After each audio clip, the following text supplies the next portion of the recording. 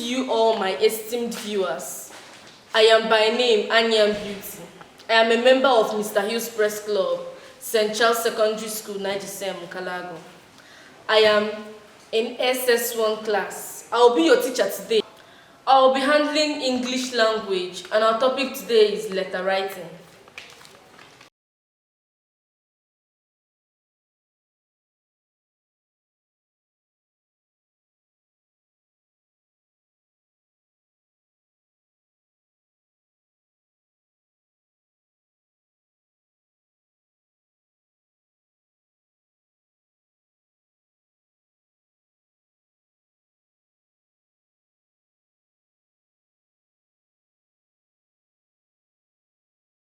Firstly, you have to understand what letter writing is all about. A letter can be defined as a write-up written with the intention of passing a message or an information. Now we have three forms of letter writing. Firstly, we have formal letters.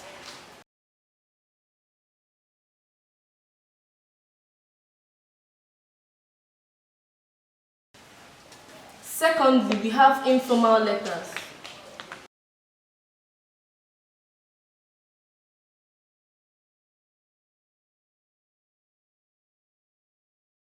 And lastly, we have semi-formal letters.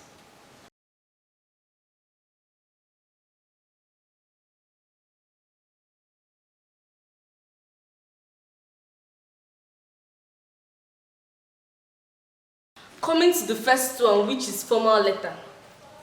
A formal letter is an official letter written to a dignitary or someone who is more advanced than you.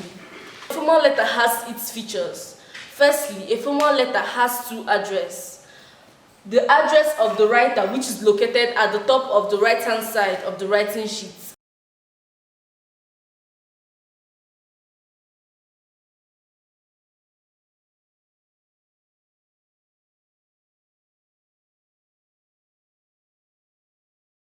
Then, the date, which must be written in full.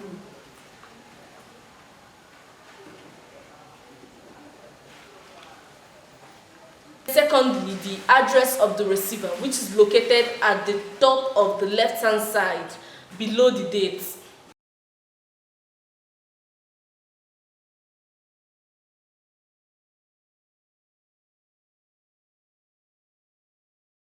Then after the address, you get the salutations.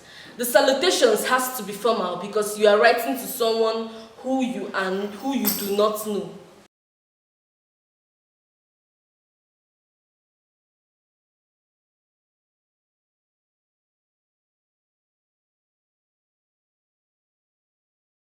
And after the salutations, you get your title.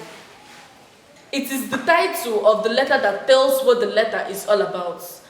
And the title of a formal letter, if it is written in small letters, it must be underlined.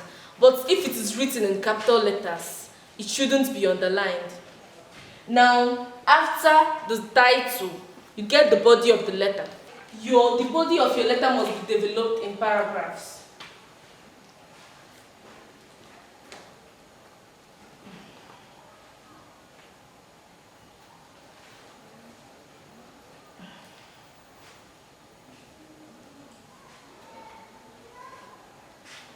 Each paragraph has a new idea. That is why the body of the letter must be developed in paragraphs. Then, after the body of the letter, you get the complementary clause.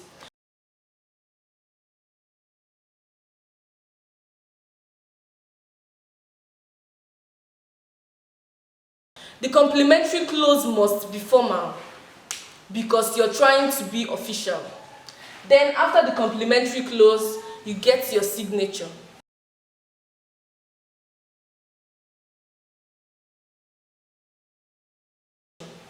Then, your full name.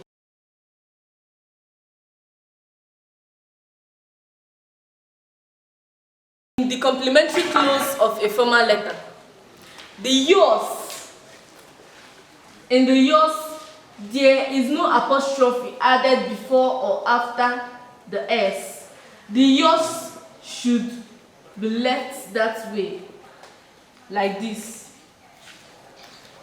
Then, in the body of a formal letter, informal expressions are not tolerated because you are trying to be formal. And in the body of a formal letter, contractions like wounds, don'ts, and so on are not also tolerated. In a formal letter, you move straight to the point because there is no time for beating about the bush. And these are the features of a formal letter. Coming to the second one, which is informal letter. An informal letter can be defined as a personal letter written to someone whom you are familiar with. Now, coming to the features of an informal letter. Firstly, an informal letter has only one address, which is the address of the writer, located at the top of the right-hand side of the writing sheet. Then after the address, you get your salutations. In an informal letter, the salutations can be informal because you are writing to someone whom you are very familiar with. Then after the salutations, you get the body of the letter. In an informal letter, informal expressions can be tolerated.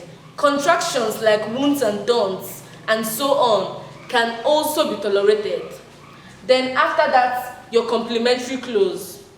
In the complementary clause of an informal letter, it is usually informal because you're writing to someone whom you are familiar with. For example, yours lovely and so on can be used. Then after that, your name. It's not a must that in an informal letter you write your full name. You can write any name or what the person you are writing to knows you with. Now this is the format for an informal letter. The writer's address, which is located at the top of the right-hand side of the writing sheet. Then your date.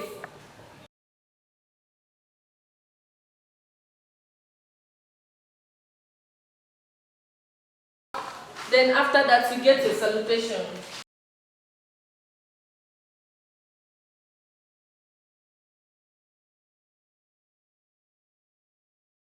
Then you get the body of the letter.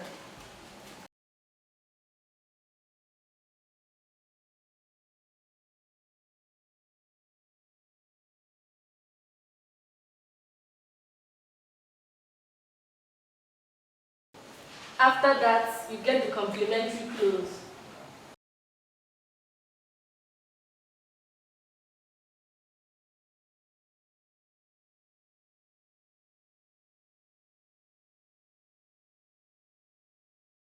And then your name.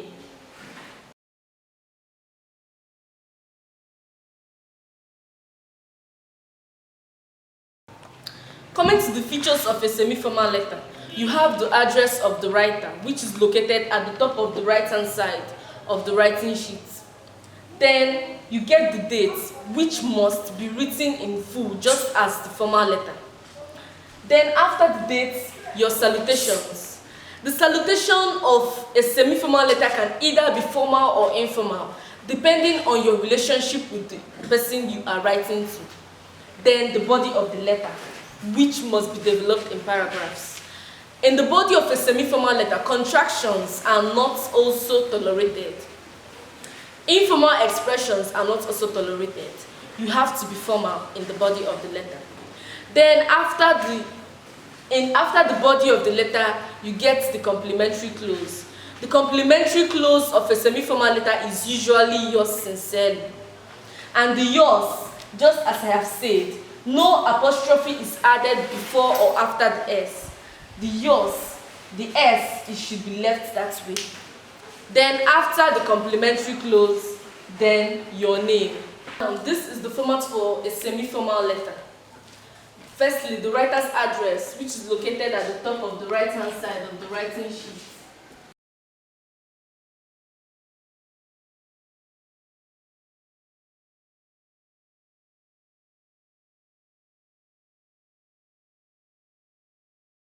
Your date, which must be written in full.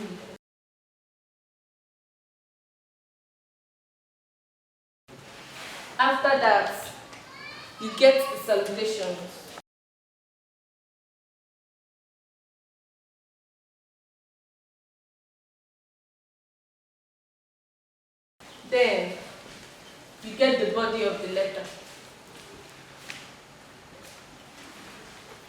Then your complementary clause.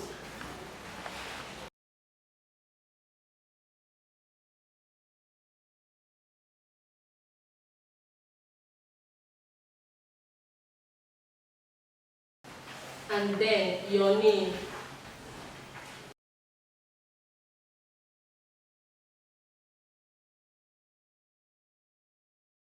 So this is the format for a semi-formal letter. A semi-formal letter has both characteristics of the formal letter and an informal letter. It combines both characteristics. It is not too formal and it is not too informal.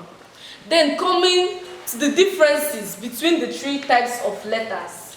Firstly, a formal letter has two addresses while the informal letter has only one address. Secondly, the salutations of a formal letter must be formal, but in a semi-formal letter, it can either be formal or informal. Now coming to the body of the letters, contractions and informal expressions are not tolerated in a formal letter, but it can be tolerated in an informal letter. The formal letter must contain your signature, but an informal letter does not usually need the signature of the writer in the complementary clause. And in a formal letter, your name must be written in full, but in an informal letter, it is usually not written in full because you are writing to someone whom you are familiar with. You can also use your nicknames in an informal letter. In a formal letter, the date must be written in full, just like this way.